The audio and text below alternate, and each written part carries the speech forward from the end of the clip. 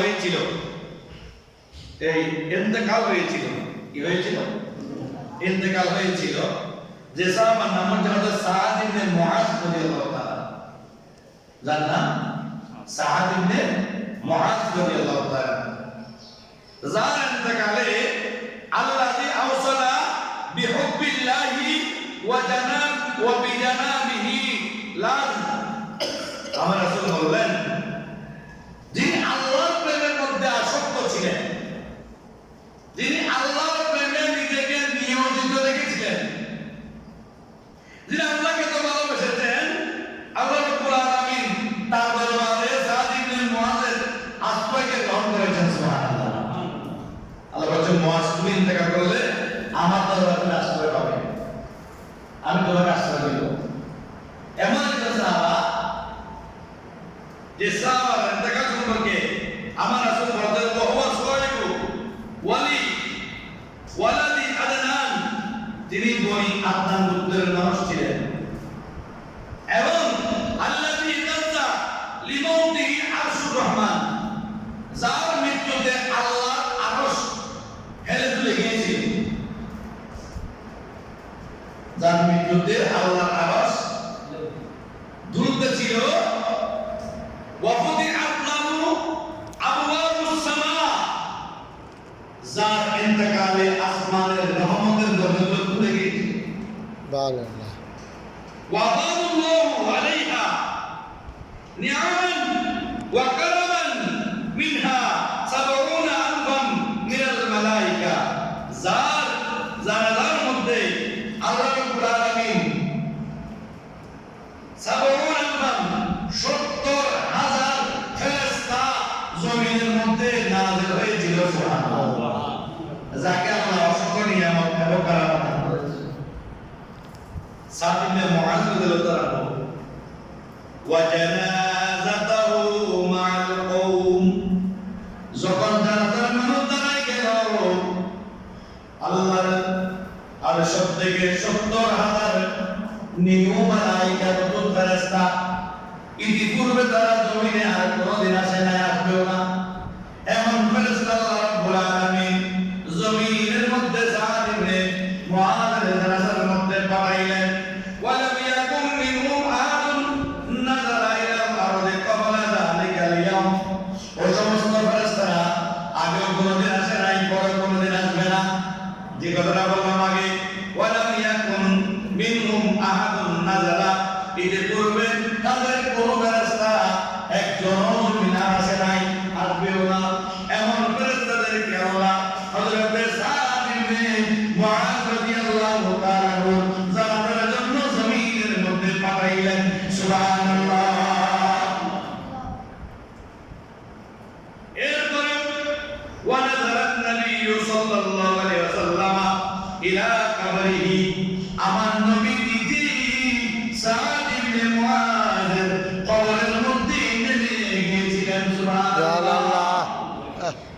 আমার নবী নিজে নেমেছেন এবং ওয়াসাম্মাহুল আবাদাস সালিহ, আমার নবী বলেছেন এই মানুষটা হচ্ছে অত্যন্ত একজন বুজুর্গ মানুষ, ভালো মানুষ। সুবহানাল্লাহ। সালিহকে দিচ্ছেন, আমার নবী দিচ্ছেন, বলছেন অত্যন্ত ভালো মানুষ, ওনার থেকে ভালো মানুষ আর দেখি না। এরপরে বলছেন ওয়া নাযারাত ইব্রাহিম আলাইহিস সালাম ওয়া আলাইহি ইমামাতুন মিন ইসতিরাকিন ওয়া ওয়ালাহু মাদি', দ্বিতীয়টি হচ্ছে হযরত জিবরিল আমিন আলাইহিস সালাতু ওয়াস সালাম সাদ ইবনে মুআজের ইন্তেকালের পরে উনাকে দেখার জন্য আসমান থেকে সবুজ পাগড়ি পরিধান করে জমিনের মধ্যে আসলেন এবং আস্তে আস্তে সাদ ইবনে মুআজের প্রশংসা করতে লাগলেন। সুবহানাল্লাহ। সাদ ইবনে মুআজের প্রশংসা করতে লাগলেন। কে করছিলেন? জিবরাইল। তো জিবরাইল কত জিবরাইলের তো আল্লাহর কথা ছিল। এরপরে বলছেন ওয়া হাক্কামাহু রাসূলুল্লাহ সাল্লাল্লাহু আলাইহি ওয়াসাল্লাম বনি ফি আকারি বনি কুরাইজাতাল কাফিরিন, আল্লাহর প্রিয় হাবিব যাকে বনি কুরাইজা কাফের গোত্রের জন্য বিচারক নিযুক্ত করেছিলেন, আল্লাহকে বিচারক আল্লাহ রাসূল ওনাকে বনি কুরাইজার জন্য একজন বিচারক কি হচ্ছেন নিয়োজিত করেছিলেন ফাহাকামা বিইসতিবরাকি নিসাই ওয়া ক্বাতাল রিজালি ফাইলাতাল লিরাব্বিল আলামিন। তিনি ওর বিচারে অনেকগুলো অপরাধীকে কতল করেছেন এবং অনেকগুলো নারীদেরকে কি করেছেন মুক্তি দিয়েছেন। কি জন্য? ওনাকে যখন সবাই যখন বলতেছে আপনি এটা কেন করলেন, তিনি বলছেন লিল্লাহি রাব্বিল আলামিন, আল্লাহর ভরসার জন্য, সুবহানাল্লাহ, আল্লাহর জন্য করেছি। রাসূল আমাকে পাঠিয়েছেন আল্লাহর সন্তুষ্টির জন্য, তোমাদের সন্তুষ্টির জন্য নয়।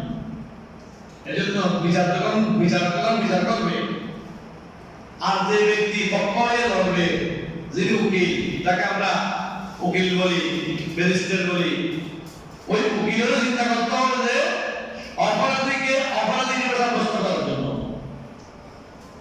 আপনি দেখলেন না আসিয়ার বিপক্ষে যে উকিল ছিল, আসিয়াকে যারা ক্ষতি করেছে, আসিয়াকে যারা কষ্ট দিয়েছে, তাদের পক্ষে যে উকিল, সে আসিয়ার বিপক্ষে আদালতে কথা বলে নাই, বলেছে তো। কিসের জন্য? এজন্য কোরআনের মধ্যে সত্যকে মিথ্যা, মিথ্যাকে সত্য বানানো যায়, কিন্তু খেয়াল রাখতে হবে আল্লাহর পেয়ারা হাবিব বলেছেন এবং আল্লাহ রাব্বুল আলামিন বলেছেন তোমরা যখন মানুষের মাঝে বিচার করবে সত্য ন্যায়টা মানুষের মাঝে তোমরা তুলে ধরবে। সুবহানাল্লাহ। এজন্য আমি চিন্তা করে যারা এই সমস্ত বানোয়াটি কথাগুলো বলে হাকিমের সামনে অপরাধীকে নিরপরাধকে অপরাধী সাব্যস্ত করে, তাদেরকে আমাদের ময়দানে কি অবস্থা হবে? এজন্য যিনি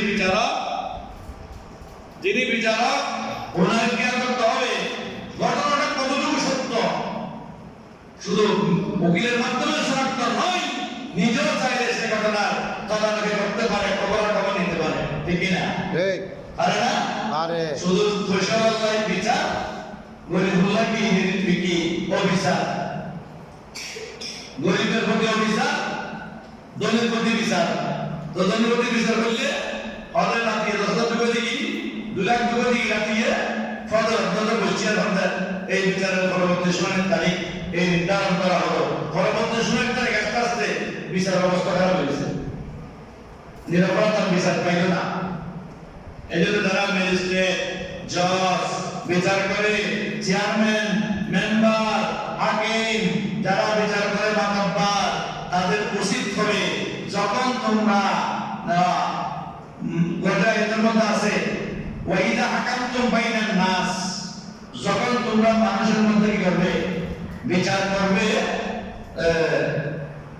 ফরমাতে আসছে না, তখন তোমরা ইনসাফের সাথে কি করো বিচার করো। সুবহানাল্লাহ।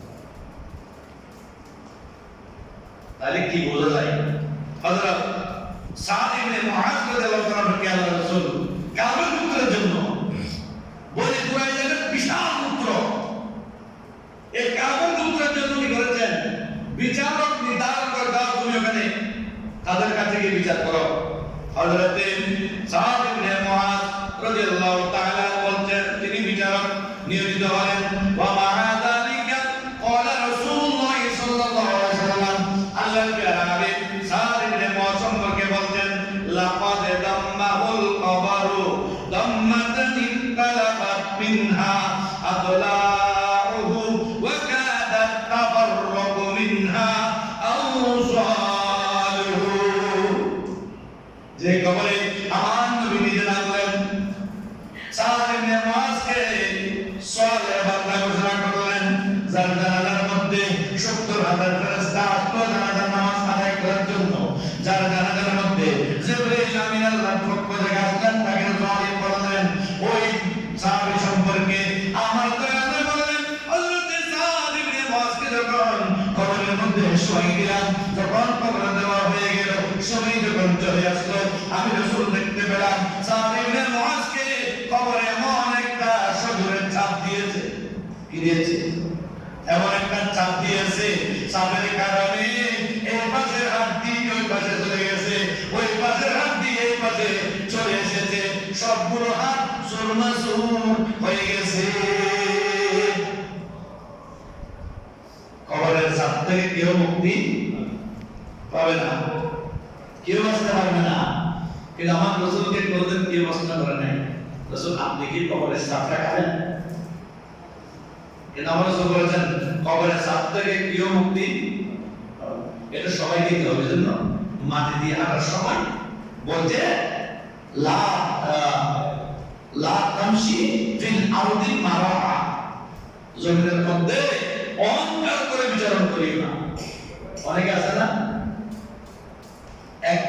এমন ভাবে হাঁটে যে জমিটা জমিনে মনেই করে না, ঠিক এমন ভাবে চলে জমিনের উপর অত্যাচার হয়, আর জমিন বলতেছে বান্দা অনেক তো বাহাদুরি করতেছ, একটু করে মৃত্যুবরণ করলে আমি ছাড়া গতি নাই।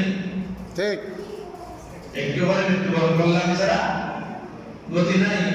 সমুদ্র তো গিয়ে বেড়াইতো না, বন জঙ্গল তো গিয়ে দেখতো না, গর্ত মহব্বত করে কেউ তোমাকে কাঠের মধ্যে রাখবে না, একমাত্র আমি আছি তোমাকে কাজ করার জন্য। বড় করে বলছো সুবহানাল্লাহ। আল্লাহ নবী বলেন সাদ ইবনে মুআজ কে মন চাপ দিল, এই পাশের হাতের পাশে ওই পাশের হাতের পাশে চিহ্ন বিচ্ছিন্ন হয়ে যাওয়ার উপক্রম হয়ে গিয়েছিল, হয় নাই? উপক্রম হয়ে গিয়ে হওয়ার কি ছিল, হয় নাই?